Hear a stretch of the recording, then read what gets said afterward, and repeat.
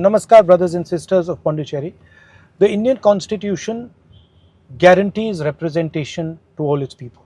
And one of the unfortunate facts about Pondicherry is that you are not being given the representation and the level of representation that you should be given.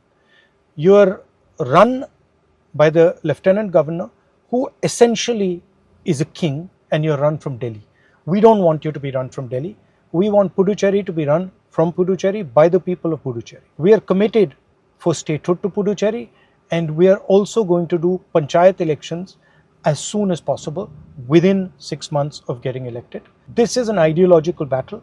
It is a battle between the division, the hatred, the venom that the RSS and the BJP spreads. On one side, you have the hatred, the violence, and the anger being spread by the BJP.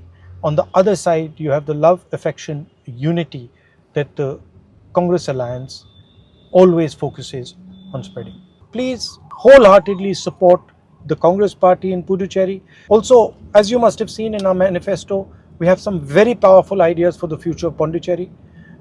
We are going to make bus travel across Pondicherry free for all the women of Puducherry.